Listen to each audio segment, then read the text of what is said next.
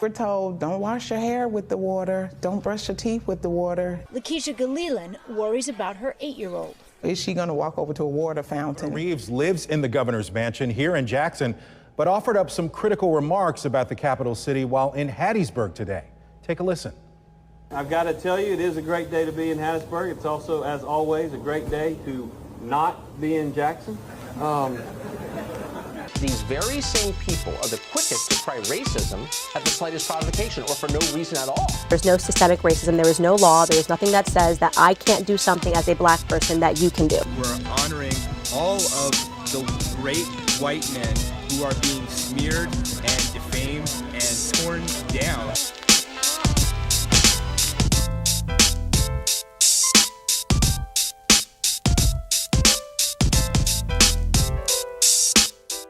All of us are aware of the water crisis that is taking place in Jackson, Mississippi. Do we remember that there is also a water crisis in Flint, Michigan? According to a report coming from the Natural Resources Defense Council last week, it is likely that the city will not meet its deadline of September 30th to have all its lead and galvanized steel piping excavated and replaced so that the city might enjoy safe drinking water.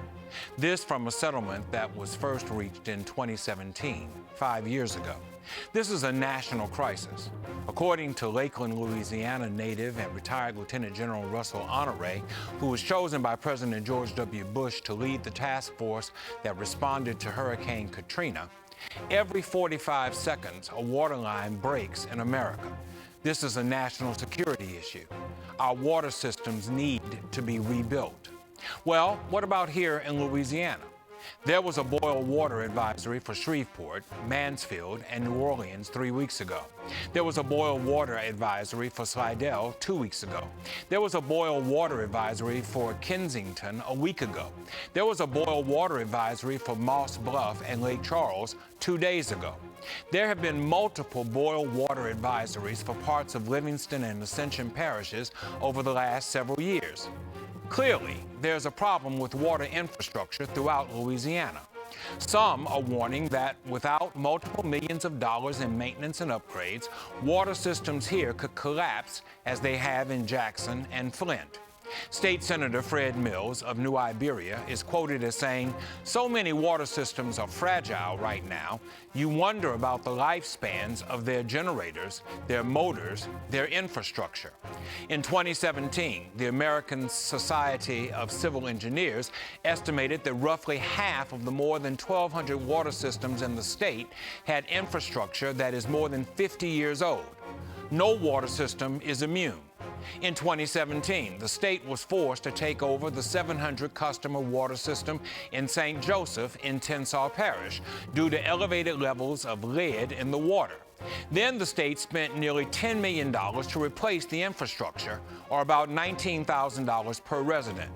In St. Tammany Parish, residents served by the Cross Gates water system have complained about poor water quality that they say has led to skin rashes and other health problems. During the 2021 legislative session, Mills authored a bill that would assign a letter grade to all of Louisiana's 1,200 water systems from the Louisiana Department of Health. The grades will be based on water quality, infrastructure, customer satisfaction, and finances. The first grades will be issued in 2023. For many water providers, maintenance and upgrades have been deferred. Reports Feynman Roberts of NOLA.com. New equipment is expensive, and rural communities often lack enough residents or the will to pay for it. In addition, increasingly severe storms and floods heighten the danger for older systems. We were recently reminded of this with Hurricane Fiona, which devastated American territory, Puerto Rico, last week. According to National Public Radio, in addition to flooding, the washing away of roads and bridges, and the loss of electricity, hundreds of thousands of Puerto Rican citizens have no running water. It is unclear when safe drinking water can be restored to the island. Following Hurricane Maria in 2017, it was 6 months before clean drinking water systems were restored. The problems with Puerto Rico are as much a breakdown of America's water infrastructure as the problems that exist within the 50 states. Louisiana officials are responding to the water crisis by encouraging smaller systems to consider consolidation, said Blake Fogelman, an engineer with the Louisiana Department of Health. Combining multiple smaller systems into a larger one can spread out costs, reduce pressure to find certified staff, and allow new infrastructure to be used more efficiently. The money to support a larger group of people is going to be more sustainable. Added Fogelman, the law that will begin to require grading will also require water systems to submit rate studies to see if the rates they are charging bring in enough revenue. You need to prove to us that you can continue to operate. Our Louisiana legislature this year earmarked $450 million in the budget for water and sewer system improvements, and more could be on the way. But Fogelman estimates that the state systems need $7 billion in upgrades over the next 2 decades. Trying to maintain a positive attitude, Fogelman called the current funding a down payment that will allow state officials to work with systems that most need upgrading. We're starting to get out ahead of the water quality. We're finally allowed to start looking ahead of that final curve. Christopher Dalbum, a Tulane law professor and assistant director at the Institute on Water Resources, Law and Policy, said failing to upgrade infrastructure has had disastrous consequences in other places. The best thing that people in Louisiana can do is invest in the infrastructure. Local governments are making significant investment in local infrastructure, but the federal government is not matching the level of commitment.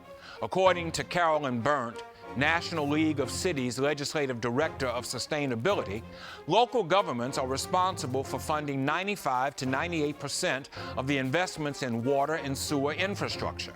And local governments have invested more than $2.3 trillion between 1993 and 2019. In 2019 alone, local governments spent $134 billion. And even with this significant investment by local governments, many communities struggle to upgrade their drinking water and wastewater systems. Local governments are limited in how they can raise money for those improvements. Smaller systems have challenges in applying for federal funding and meeting federal grant requirements.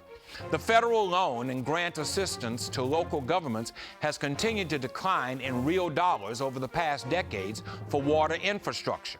This means that local governments are spending more of their own funds for water infrastructure improvements. And again, because it's funded largely from ratepayers and municipal bonds, this really falls on those ratepayers in terms of the cost. The argument that Berndt makes amounts to unfunded mandates imposed by the federal government. This is why conservatives lobby so hard for deregulation and states' rights. But clean water should not be an issue relegated to which municipality has the financial resources to provide such. Clean water should be a right of every man, woman, and child in our nation and its territories. And our federal government should make the funds available to provide such. This is a matter we should pray about. Eternal God, our Creator and Preserver, your word reminds us that our discipleship is inextricably wedded to our stewardship of our gifts, talents, and abilities, and of the planet in which we live. We come asking that you would bless us to be good ecological stewards of our environment, the air that we breathe, the ground that produces our food, and the water that we drink. We ask your blessing upon communities throughout our state and across our nation that do not enjoy the security of safe drinking water. We lift this up as an economic need, a social justice need, and a quality of life need. We thank you for groups like the National Resources Defense Council, like the Louisiana Water Resources Research Institute, like the Capital Area Groundwater Conservation District, the Institute on Water Resources Law and Policy, and other entities that are committed to providing safe water to our fellow citizens. May they be joined by a cadre of assistants from both the public and private sectors. Give our community resolve in understanding the value of safe drinking water and the commitment to finding solutions to those things that threaten its availability. Our community is confronted by much. We know that there is much work to be done, but we invoke your name, your power, and your provision in this matter, which means so much to each of us. We ask these things in that name that is above every name, Jesus our Christ. Amen.